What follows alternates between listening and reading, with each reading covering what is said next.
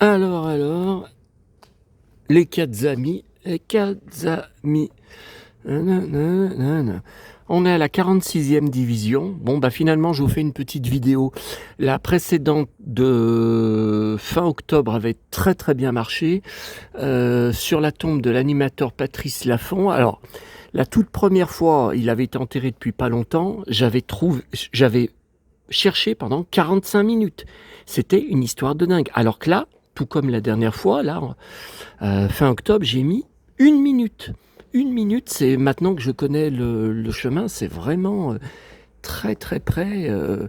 Par contre, voilà, il n'y a pas d'autres tombes de célébrités à côté, donc c'est pour ça qu'il y a personne.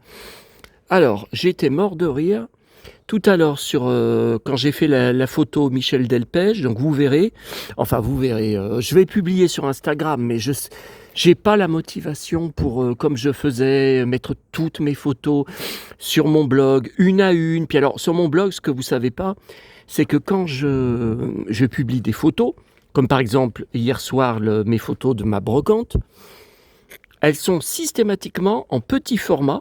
Donc il faut cliquer au milieu, bon c'est WordPress, hein, qui est comme ça apparemment, enfin j'ai pas trouvé la parade, hein. Il faut cliquer au milieu et décider si vous la mettez en pleine taille, taille d'origine, ou taille plus petite, ou je ne comprends pas. Je ne comprends pas pourquoi avant sur l'ancien blog que j'avais, voilà, c'était publié direct en format d'origine. Là, donc voilà, si je publie 30 photos, eh ben 30 fois, il faut que je clique dans chaque photo. Bon, alors j'étais en train donc sur la tombe de Michel Delpech, et j'ai mis vous verrez sur la vidéo, là, le pot avec des fleurs artificielles qui étaient derrière, j'ai mis devant avec l'autre jardinière. Bon, il n'y a pas de raison d'y laisser derrière, vu le peu de choses qu'il y a sur la tombe. Bon. Et il y avait des femmes qui étaient assises un banc à côté, des femmes un peu âgées, et elles disent ah mais attends, ça c'est quelqu'un de l'équipe de Michel Delpech qui nettoie la tombe avec les mains. Je crois bien que c'est son fils, Emmanuel Delpech. Alors ça déjà, elles s'y connaissent, parce que son fils est hyper discret. On n'a presque jamais de nouvelles de lui sur les réseaux, presque jamais de publications. Il avait joué à des concerts avec son père, mais c'était beaucoup de la guitare à côté de lui. Donc Michel disait, voilà, regardez, il y a mon fils, je suis très content que mon fils soit sur scène avec moi, tout ça. Mais il est hyper discret. On n'en entend jamais parler. Et les articles sur Michel Delpech, on n'entend jamais parler de son fils. Et la femme, elle dit à sa copine, il y a quelque temps, j'avais vu son fils sur sa tombe, et il faisait pareil, il avait nettoyé vite fait avec les mains, et il était habillé pareil, blouson en cuir, comment elle a dit, jean slim, très serré, et bottes pointues. Bon. L'autre, elle lui dit, mais t'as raison, de toute façon, c'est un look de chanteur. Regarde sa ceinture, c'est une ceinture, comment elle a dit, dans le showbiz. Ah bah alors ça, c'est pas mal. Alors j'ai eu le coup, le ceinturon des cités d'or, qui vient des mystérieuses cités d'or, par rapport au médaillon. Alors que ça n'a rien à voir. Je vous l'avais dit sur une vidéo, je ne vais pas encore répéter. Bon, j'ai eu hier à ma brocante, ça je l'ai raconté à mon abonné Hakim, là, qui tenait un stand, hein.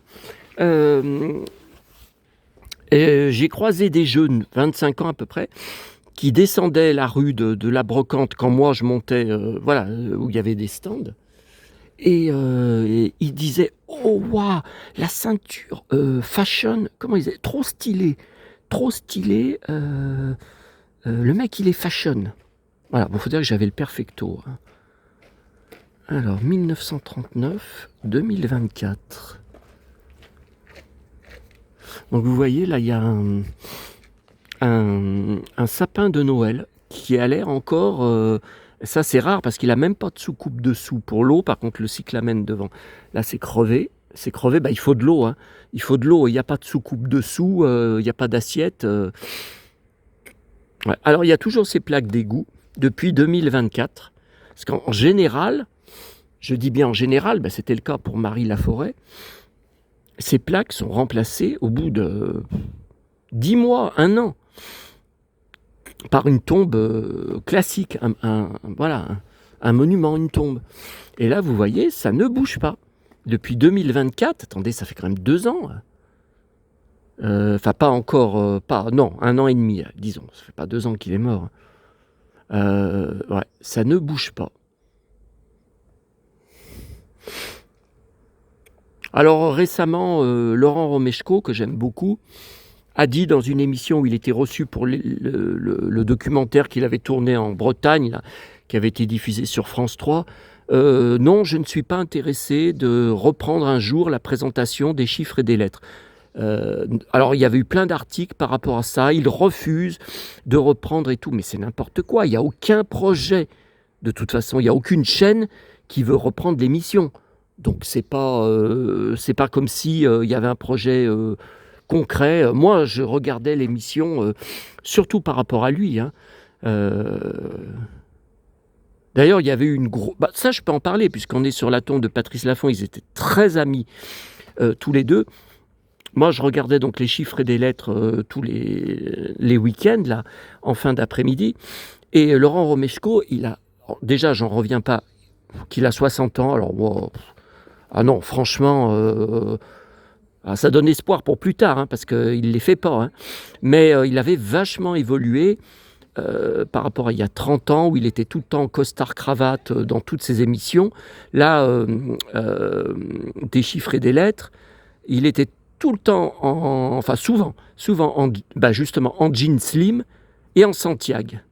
Donc souvent une veste de costard, chemise ou pull col roulé quand c'était l'hiver. Il mettait des gros cols roulés, j'avais remarqué. Enfin, maintenant, c'est à la mode. Et beaucoup de jeans slim. Avant, il n'en portait pas. Enfin, ça fait que 10 ans. 10 ans que maintenant, il en porte. Il était tout le temps en costume avant. Jeans slim et Santiago. Et j'aimais bien quand il arrivait au début de l'émission. À chaque fois, vous savez, il arrivait en courant. C'est un gimmick de l'émission. Et une fois...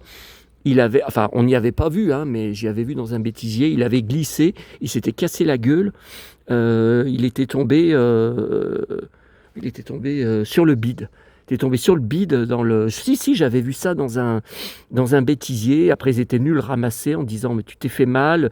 Il a dit « Non, j'ai juste le souffle coupé, j'ai plus de souffle ». Ça lui avait coupé le souffle.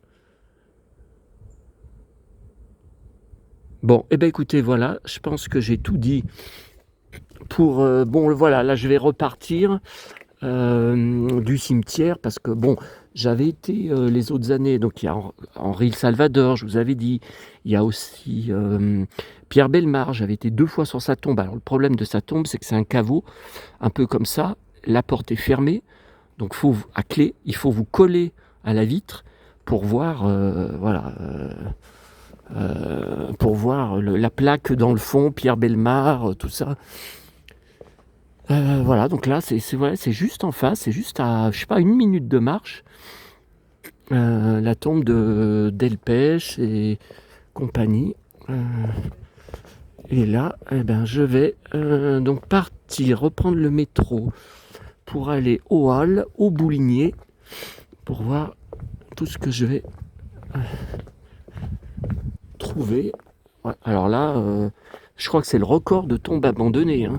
Regardez tout ça, c'est tout abandonné. Ça, non. Non, il n'y a rien dessus, mais au moins la tombe est propre. Ah, là, c'est des pages de livres. Sociologue 2010. Ouais, mais là, vous voyez, il n'y a jamais personne qui vient. Oh là là, quelle horreur. Regardez-moi ça. Oh là là. Souvestre. Je ne connais pas. Mort à Paris le 18 août. De Balzac. Honoré de Balzac. 1850. Il y a quelques plantes.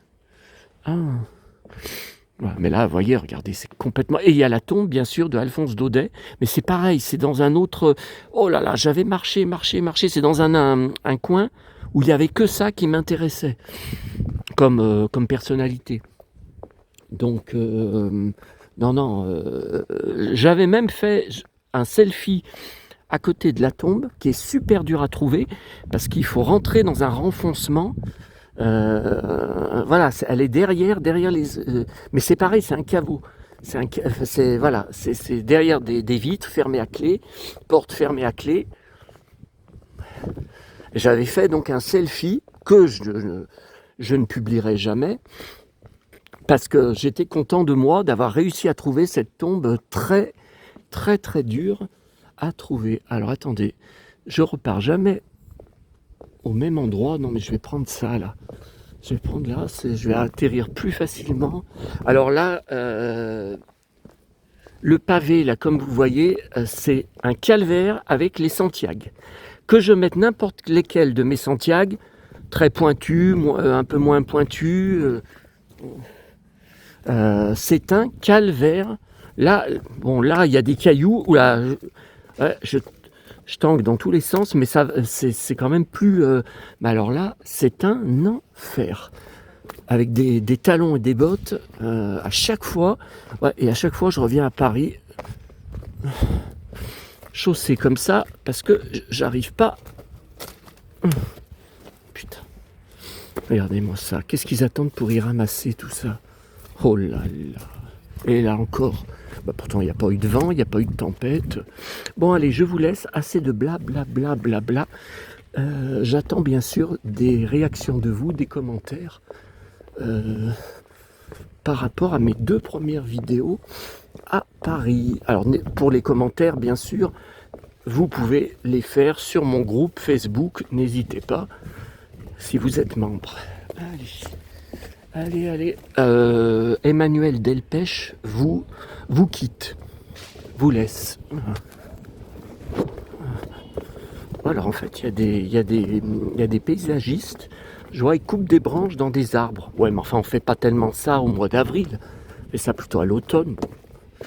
Oh là là, tous ces cailloux, tout ce... Eh ben... Donc Emmanuel Delpech vous laisse. Et ça rime.